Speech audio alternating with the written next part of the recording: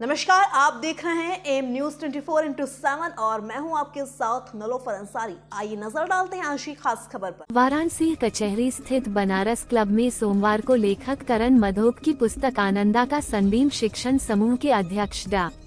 दीपक मधोक, उपाध्यक्ष भारती मघोंक, हर्ष मघोंक, अमृता बर्मन ने विमोचन किया। अलीफ प्रकाशन दिल्ली से अंग्रेजी में प्रकाशित पुस्तक में भारत में कैनबिस भांग का यात्रा वृतांत सविस्तार लिखा है। करण मधोक ने बताया कि काशी समेत अन्य धार्मिक नगरों में भांग का महत्व, भांग जीवन शैली के कितने करीब, आयुर्वेदिक दृष्टि से औषधीय गुण समेत समस्त जिज्ञासाओं का पुस्तक में समाधान मिलेगा।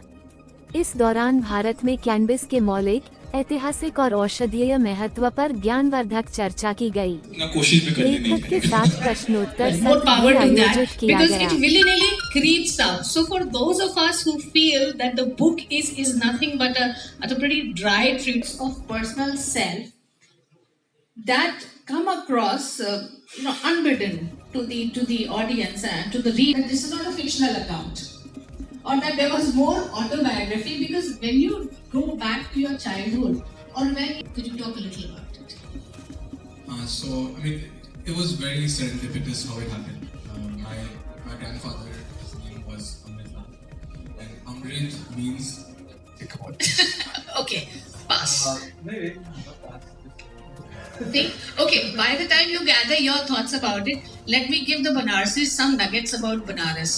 Okay, so I when I read the book, I felt कि करण के ज़हन में और सबकॉन्शियस में बनारस बहुत बसा हुआ। कहते हैं कि ये किसी शहर के, किसी हिंदुस्तानी शहर के चौक, and I knew when the mind is in a hyperdrive, it's like a typical Indian city with a chalk where you have the auto rickshaws blaring and the cycle rickshaws coming in and the cows ambling. Center of labor, it is the center of fun, it is the center of your residential colony, it is like a center of some kind of fraternity,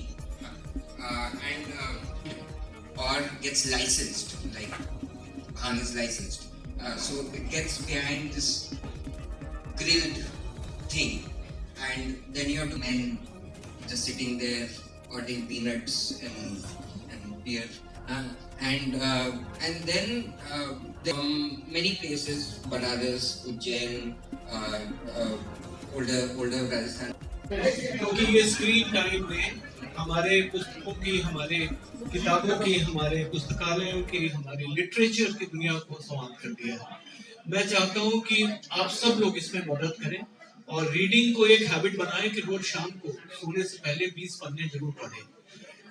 मैं ये आपको बताना चाहता हूँ आज कि Banaras literature वो अब की बार लास्ट ईयर भी हुआ था, होटल ताज गंजेस में होगा 7th, 8th और 9th मार्च को, और आप सब आमंत्रित हैं। उसमें बहुत बड़े बड़े ऑथर्स आ रहे हैं। विलियम डालरिपल की आने की बात है।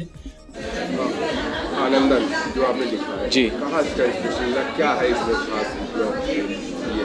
तो जो मेरी किताब आनंद है वो इंडिया में कैनबिस के बारे में है। कैनबिस जिसको कभी कभी लोग गांजा बुलाते हैं, चरस बुलाते हैं, भांग बुलाते हैं, तो उसके बारे में किताब ली है कि भारत में कहाँ कहाँ ये भांग के क्रॉप को उगाया जाता है, कहाँ कहाँ इसका इस्तेमाल होता है, कहाँ कहाँ इसको लोग बहुत ज़्यादा इस्तेमाल करके इसमें नशे में पड़ जाते हैं।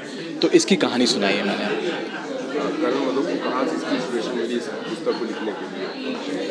ये इंस्पिरेशन देखिए, मुझे ये ऐसा सब्जेक्ट है जो बहुत दिलचस्प लगा। ये भारत में सबको इसके बारे में पता है, लेकिन बहुत ज़्यादा नहीं पता और काफ़ी इसके बारे में मिसअंडरस्टैंडिंग है भारत में।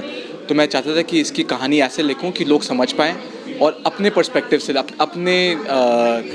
अपने दिल से लिखा हूँ इस तरीके से कि पता चले कि मैंने ये लिखी है। ये एक एकेडमिक किताब नहीं है, ये किताब मेरे अपने एक्सपीरियंस के बारे में है। लिखने में कितना वक्त लगा और कितना कहाँ से इसके लिए संग्रह किया? जी, तो पहले तो मैं 1.5-2 साल घुमा हूँ काफ़ी देश भर में।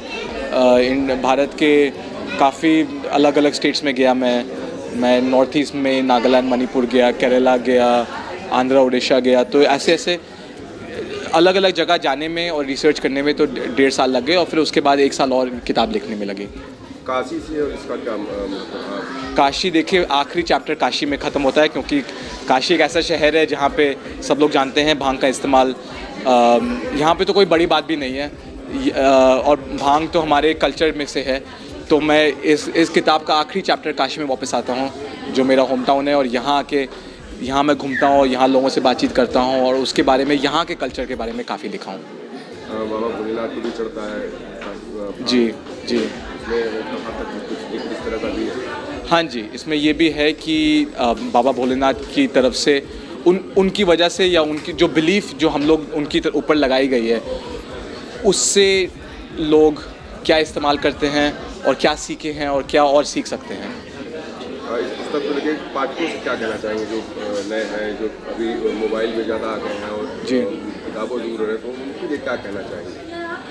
देखिए, मेरी इच्छा है कि लोग किताबें पढ़ें, क्योंकि किताबों पढ़ने से अपना दिमाग बनता है। मोबाइल में आपको दुनिया दिखाई जा रही है, किताबें पढ़ने से आप अपनी ही दुनिया खुद अपने सिर में बना रहे हैं, और मुझे लगता है कि उसी से हर मनुष्य थोड़ा अलग हो सकता है, क्योंकि वो अपनी ही कहानी खुद पढ़ रहा है।